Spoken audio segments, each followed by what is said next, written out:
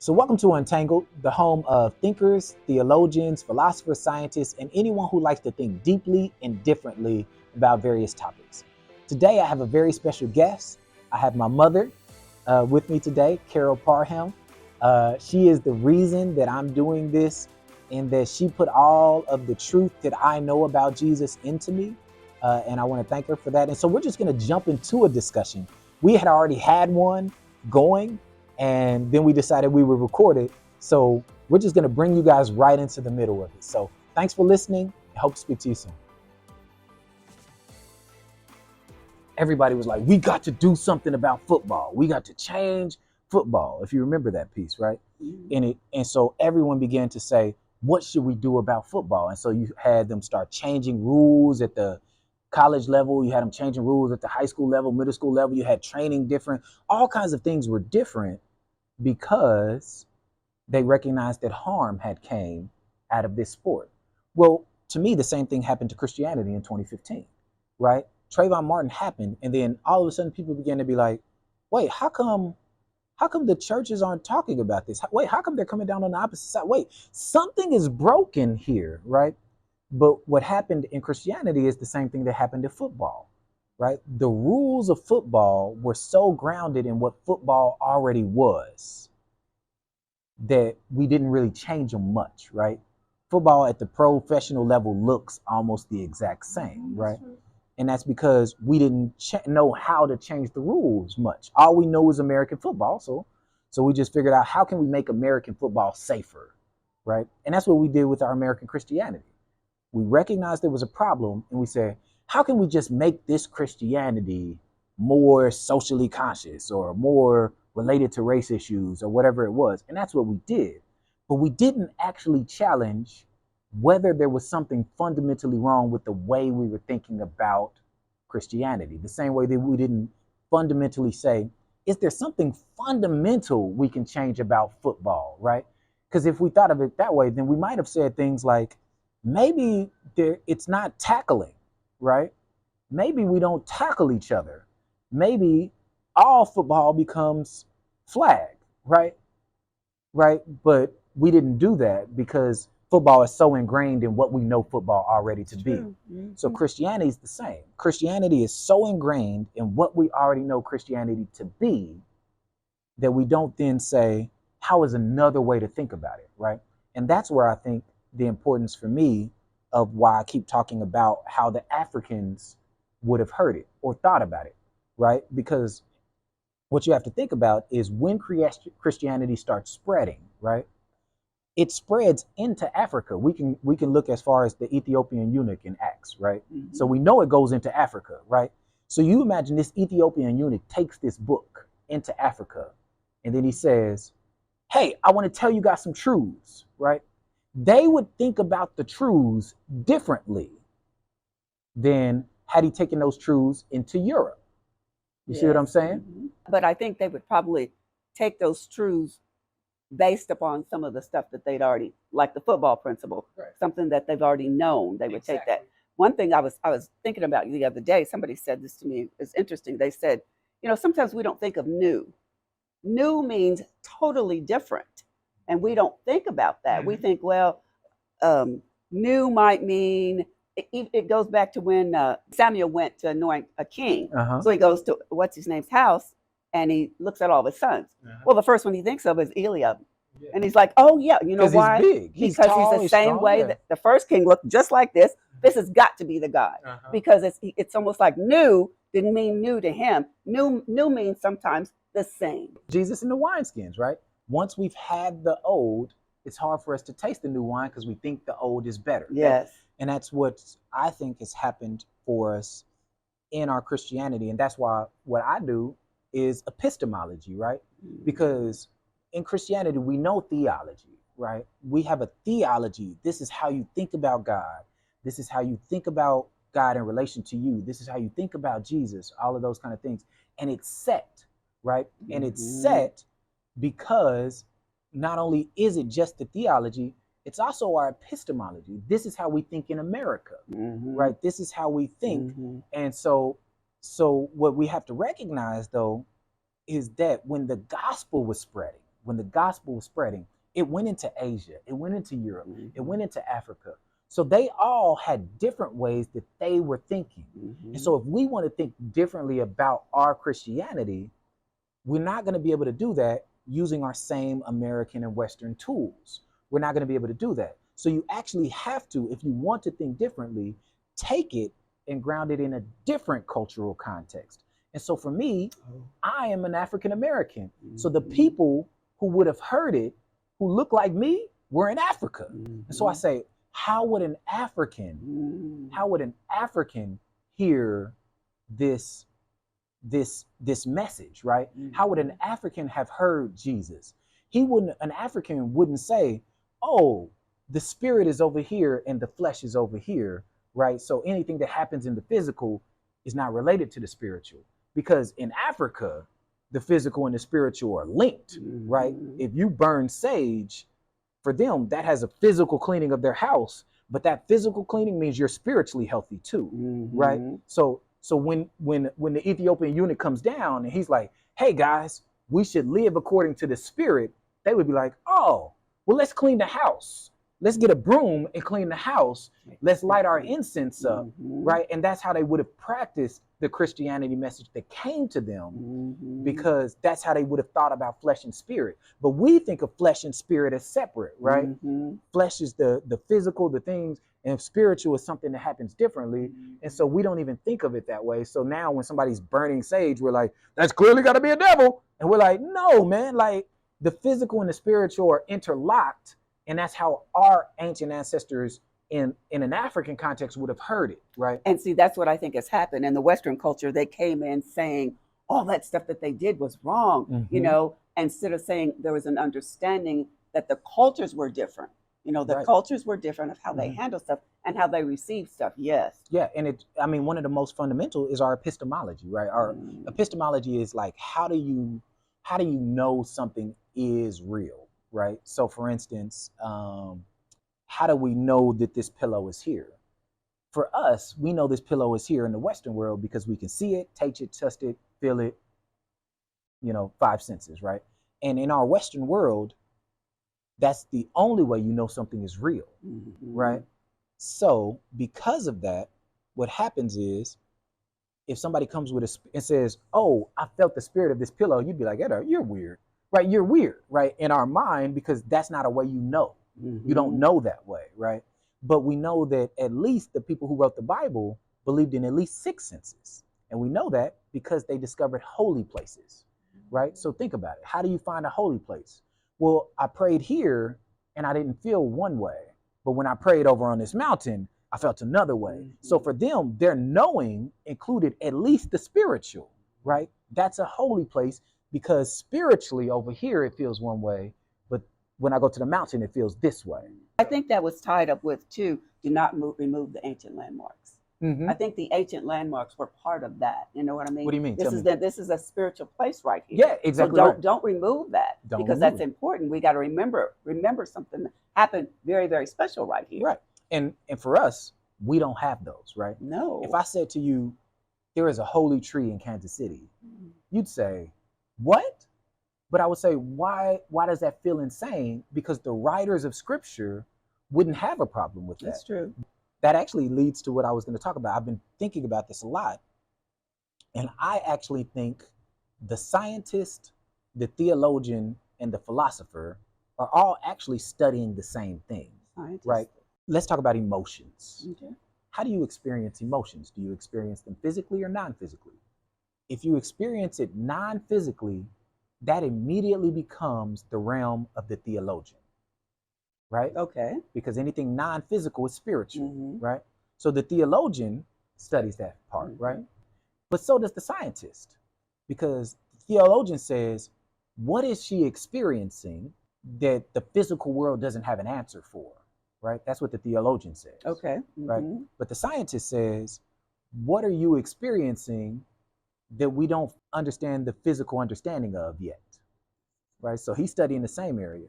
The philosopher, which is what I am, right? I'm not a theologian. I'm not I want to make that clear. I'm not a theologian, right? I am a philosopher. And the philosopher says, hey, let's let's question both of those perspectives until we find out where they meet, right?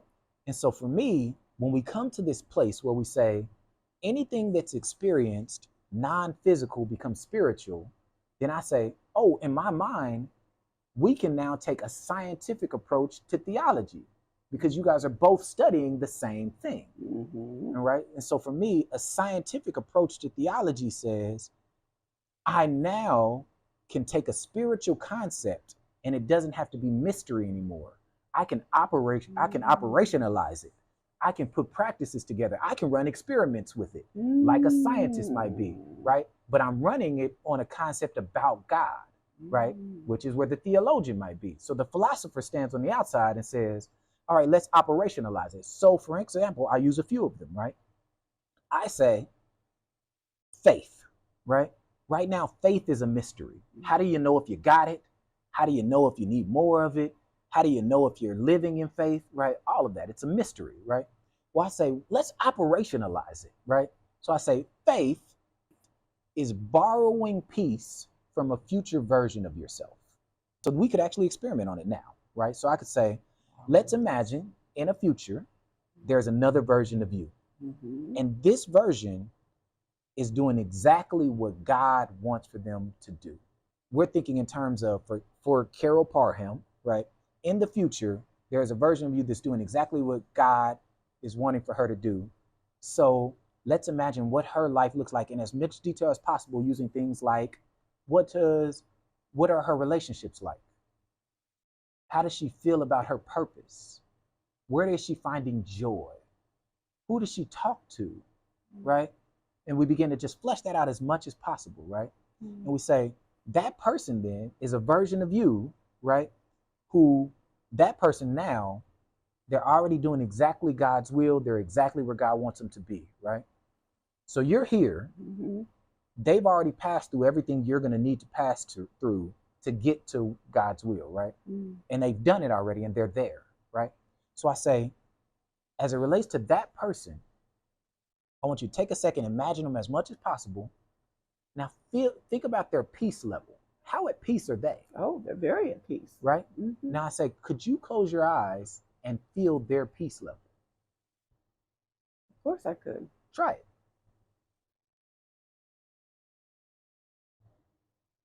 Everything is good. Feels really good, doesn't it? Right? So I say, how likely now do you feel that you're going to get to that point? How likely am I? I think I could. Right? I tell you, your faith just got built, right? Because that's what faith is. The belief that I can get to the place where God said I should be, right?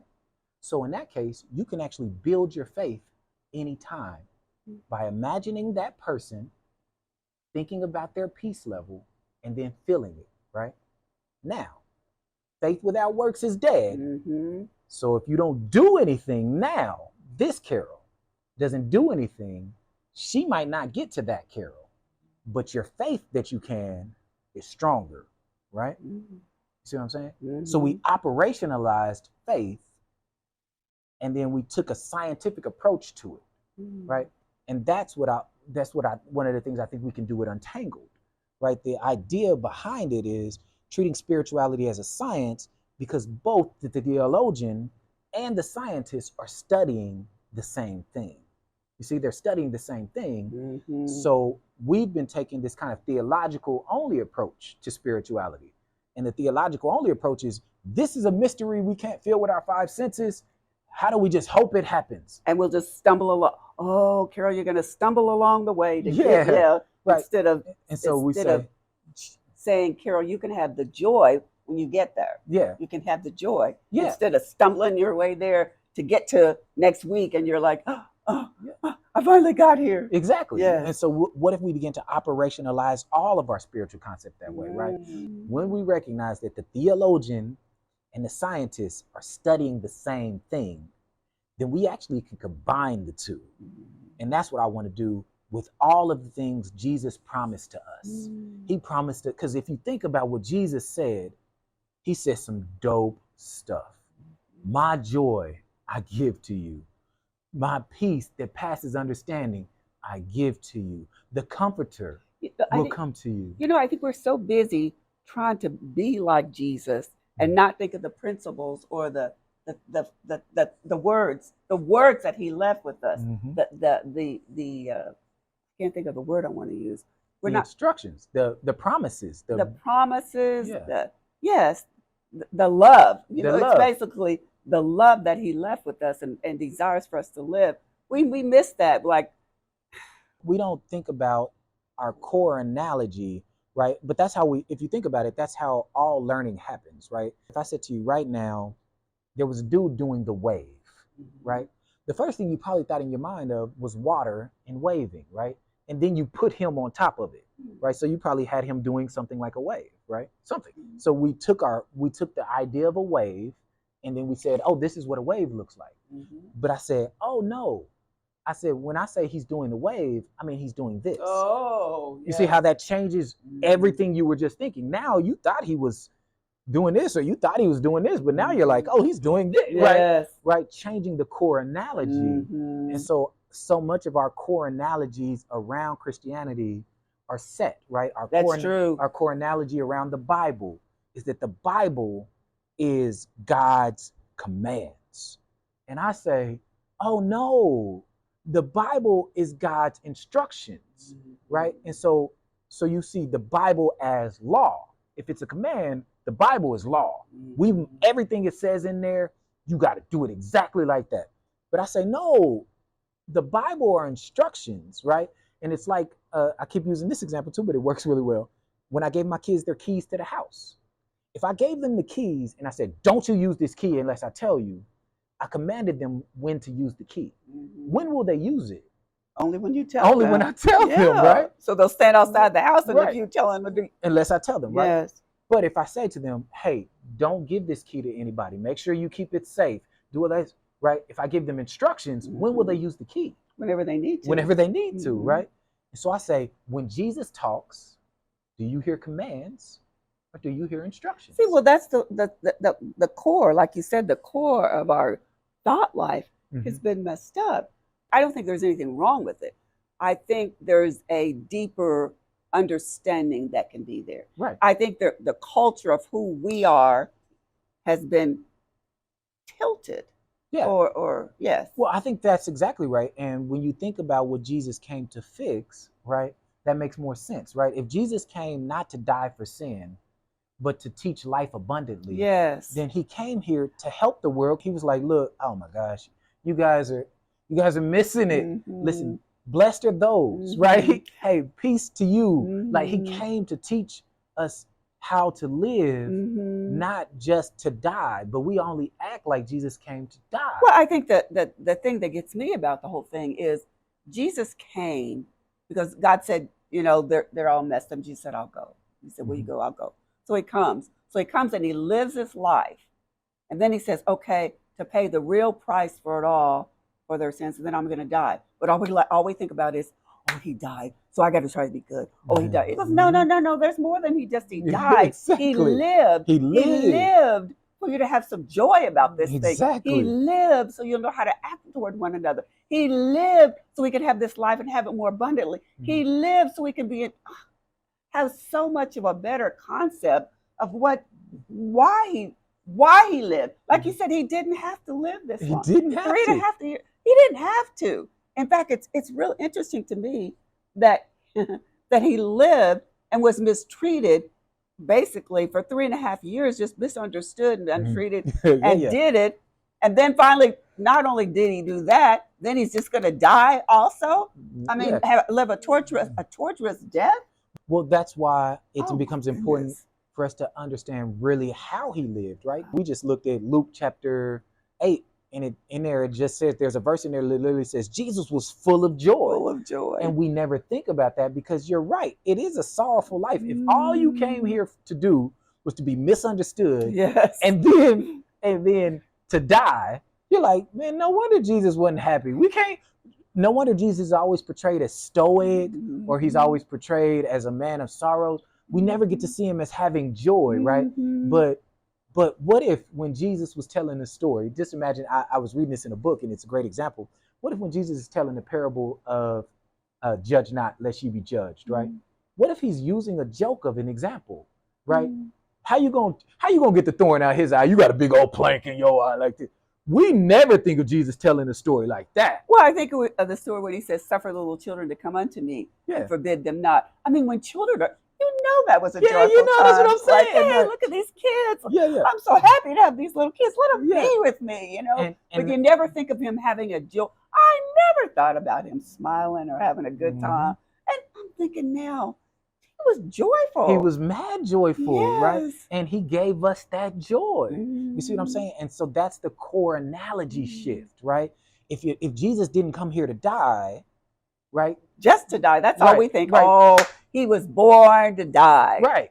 He was born here to live. He was born to live. Right. Exactly right. And so if the core analogy shifts to not only was he born to live, but he was born to teach us how to live. Yes. Then you're like, oh man, he had a really good life. Look at how much teaching he got to do. Look right now at how many people actually, if they would just grasp it, look at how many people could live the life he said they could live. I mean, Christianity right now is still the largest religion in the world, right? So in Jesus's mind, if all these people saying they're following him, then he left and he's like, dude, literally, there could be like 3 billion people who have a peaceful life, who know my burden is not heavy, who has joy in their life, who are giving to others, who are taking care of. And I'm like, dude, what if we could get everyone? Think about that. What if we could get everyone who claimed they were a Christian to do that? Wow. Right? To in every moment they could, to do this, right? If we just simplify Jesus's, and this is what Untangled's trying to do. That's why it's such a big thing for me. That's why I love it. If we could get everyone who says they're a Christian right now to just in every incident they come into, every time they have a problem, every time they're struggling, every time they're happy, every time they go to somewhere, they say to themselves, how do I be the highest good to God, to others, and to myself everywhere I go, right? What if we could get however many Christians there are, right? I think it's like 3 billion, right? Whatever it is. What if we get 3 billion people, 3 billion people who when they leave the house, they think, I'm about to go be the highest good I can to everybody else while also taking care of myself, right? Because that's the part that's also part of the core analogy of death, burial, resurrection is that now you have to suffer to be a Christian, right? That's the natural thing that follows, right? Because Jesus suffered, you have to suffer, right? So we never think of taking care of ourselves as part of being the highest good because we need to suffer like Jesus, right? But when you recognize that Jesus came to live, then there's other stuff that comes into different perspective. Then you don't see Jesus in the garden doing some routine sweat and tears and blood thing where he's like, Lord, if there's another way to do it. We just think that's routine. He was just saying that. No, he was in this book like, no, man, is there any other way for this to get done? He is shedding blood. He like, is there any other way to get done? And that's a different approach to ministry. Right now, when you go out to serve and be the highest to others, you say, is there a way I can do this that doesn't have to harm me? Then I'll do that. I don't have to choose the one to harm me. Yes. I can choose a different route, right? Still doing the highest good, but caring for myself too, right? But that's the part, right? That's what I'm saying. The goal of Untangled is to shift core analogies. That's why we deal with epistemology, not theology. That's why that's why I don't call myself a theologian. They're gonna go and they're gonna study the existing theology. What was Luther's thesis? Let's talk about the Nicene Creed. Let's talk about the Council of Trent. Let's talk about they're going to look at the existing study of theology. And I say, that's amazing. And there's nothing wrong with it. But you have to understand that even the history of theology is actually from the scholars, the elite, right? So the theologians will tell you, women are not supposed to be preachers or pastors, right? Whatever it is. And they study that over time. Look at how it's played out with the priesthood. Look at how this. And I say, yeah, but I can show you 17 churches in Kansas City alone where the woman started the church, right? So the actual people practicing Christianity do things differently than those of you all in the academic theologian sphere, right? So what you're studying is how the theologians, the thinkers, the people approach it up. I am way more interested in how the everyday person practiced their Christianity, right? When it came from, specifically for me, when it left with the Ethiopian eunuch and came into Africa, I'm really interested in how the average African took it, right? What did they do with it, right? Because what you then have to convince me is that every one of them didn't make it to heaven, right? Because they practiced differently than they practiced differently than everybody else, right? So you have to convince me that they didn't make it to heaven, and I would say, oh, I think you got a tall order for me there, right? You expect me to believe that the Ethiopian eunuch came in, and then Christianity started spreading in Africa, and some of the people started, because I can show you even into the 6th century where some people were praying to Jesus and another God, right? That's how they practiced, right? I remember that even in the Bible it says, remember the unknown God that you're talking about? I know him, it's Jesus. Right, exactly. And that for me is, now you have to convince me that all of those people, when they heard Paul say it, when they became followers of Jesus, stopped following everything they were doing before, which I can tell you the archaeological record doesn't show that. None of that shows it, right? So then the question becomes, right, in that sense, did all those people go to hell? Right? And so I say, I don't believe that, right? I believe, and that's how my approach. Oh, that's good. My approach is, I'm not trying to get you to stop anything. I rarely tell people to stop anything at all nowadays. I say, what can I get you to start? I said, can I get you to start thinking about Jesus? Can I get you to start following him? Because I believe that if you start following Jesus in any way, shape, or form, he'll rise to the top. That's true. He's got it. That's what I believe. That's and so for me, that's where I'm like, oh, I'm less interested in the councils, all of those things. Sure, those were amazing, but show me the archaeological record, right? Show me how the average person was practicing, not and let me be clear, I love theology, right? So you want to get me in some good Augustine, let's do that. Let's talk about some Origin. Let's talk about some I love to go down, right?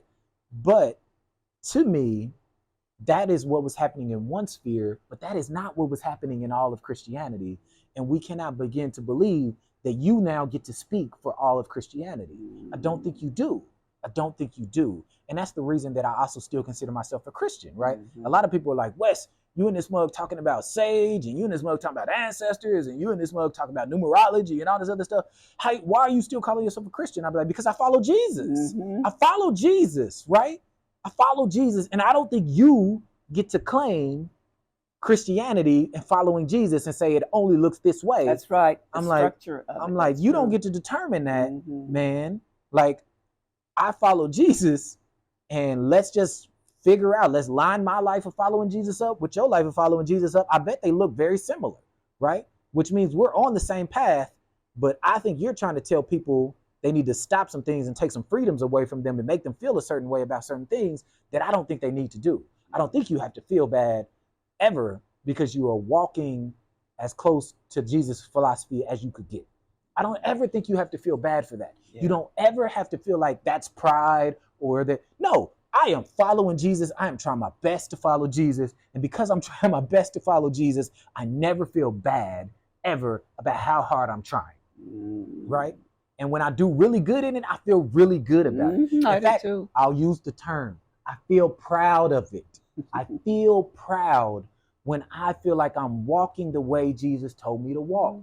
And for me, we know that Paul says that he was proud. So we know that the way that you conceptualize proud, the core analogy for pride in the Western world is not the one they had. Oh, I agree with that. People always think when you say anything about proud that it goes into pride. Yeah. And it doesn't have to, because I believe this. If you're good at what you do and you can say, I'm good at what I do and I try my best, then I can be proud of what I've done. You can be. Not that I'm prideful. Right. I'm proud. Right. It's like Jesus looking down at me saying, I'm proud of what you have done. Not pride about you, Carol. He might have pride about me, which is that's his. He's a dad. Yeah. It would make sense. Yeah. Right. And, yes. And that's the part, right? Yes. I love the word that you used. Jesus looking down at you, right? See, we are always talking about seeing God, but it goes back to we never think about him seeing us, right? And when we do think about him seeing us, it's God don't see you, he sees his son, right? And I'm like, no, he sees you, hopefully living in the same spirit as his son, right? Just like I would feel if I saw people living in the same spirit as my children. I'd be like, yo, that is proud. If I went to my oldest is going to high school, right? If her group of friends are like, if they came to the house and they're like, hey, we're just trying to be like Eden, I'd be like, yo, man, yo, man, that's what's up, right? Yes. And so if Jesus was looking and he's like, oh, you just trying to be like me? It's the same way, Weston, that people would say, yeah, Billy Graham, I really respect Billy Graham. He was something. I'm like, okay, well, I'm trying to be like Billy Graham. Mm-hmm. Right. And people say, oh, I'm proud of you. You're trying to be like Billy Graham. Does that mean I'm proud? No, it means that I'm trying to be like somebody who looked like they were trying to be like Jesus. That's all I'm saying. Right. Exactly right. So why can't we then do that same thing when it comes to Jesus? Right? How come we can't say, I'm just trying to be like Jesus. I'm trying to be like him all the time. That really rubs people the wrong way for some reason. And I don't know why, because it's actually what Jesus told us to do, right? That's what I'm saying. When Jesus called disciples and then says we are them, right? The idea of disciples were long established. Plato was Socrates' disciple, right? And so when Plato came a place, people were like, man, it's like Socrates being here, right? So because Plato was Socrates' disciple. So when we go places, people should be like, man, it's like Jesus being here. And that also, for me, becomes the measure, right? When you think of it that way, that becomes your measure. That's what I ask myself all the time. If me and Jesus were somehow able to switch places and Jesus was living my life, he'd be doing it better, right? I believe that. But he'd be doing a lot of the same things I'm doing. I believe that. I'm like, oh, me and Jesus, I'm doing a lot of the things he would do. It's like if Jesus was in my life, right? You see what I'm saying? That's what it's supposed to feel like, right? That's what it's supposed to feel like. But that really rubs people the wrong way because they think you're trying to say you're Jesus. And I'm saying no, but I'm saying if Jesus switched place with Wes Parham, I think he might work at the USC, right? I actually think he would spend time with my kids the way that I do. I think he would love having this conversation with his mother on this couch, right? And filming it, right? I think he would, right? And so I'm like, man, I feel like I'm getting really close to how he might live in my life. Well, that's what we're supposed to be, little Jesus. That's what we're supposed to be. Little Jesus is on the planet, right? You know? But if you tell anybody that you're like little Jesus, watch them flip out. I'm just saying, and let me be clear, I am not saying I'm Jesus, but I am saying the point of the teacher-disciple model was so that when the disciple went somewhere, everybody there felt like the teacher was there. And I say, that's what we should be trying to be. So in that case, then we can't just look at Jesus's death. What did it look like when Jesus went into a place with his life, right? When Jesus went to a place, you know what I think is most interesting? Jesus did a lot of dinner parties. He did. Jesus did a lot of dinner parties. He did. And here's the interesting thing. I had to ask myself this the other day. At most of Jesus' dinner parties, the religious folks was mad because he was dinner partying with other people. When was the last time? Don't do it. I could look around Wes Parham. I just Wes, not even I'm anybody else. When was the last time Wes Parham could look around and say, you know, people are really mad at me because I'm eating with people they would consider sinners a lot, right? And then I begin to say, Jesus would be doing it if he was here, if he was in my life, because that's how I have to follow him now. Remember, that's why I say, oh, I follow him now, and my following of him is way purer than my worship of him, right? My following of him is way purer than my worship of him, because when I worship him, I could literally say, man, Jesus did a lot of dinner parties. That was cool for him, right? But when I follow him, I have to ask myself questions. When was the last time, Wes, people got mad at you because you were spending time with people they said were sinners, trying to be like Jesus to them, right? And then I have to say to myself, oh, it's been a while, Wes. It's been a while. You know what you need to do? You need to go buy some steaks, have some people at the house. That's what you need to do, right? That's how you need to do that, right? And so that's kind of how this all works. So we've had a long, deep conversation. Before we finish, is there anything you want to tell the people before we get out of here? No. I just want to say that it's all about the Lord. It's all about Jesus. It's all about becoming who he's created us to be and to live the life that he desires for us to live. And sometimes I think we've got that. We're making it too hard for ourselves. And I think there's more enjoyment in it than we've been genuine.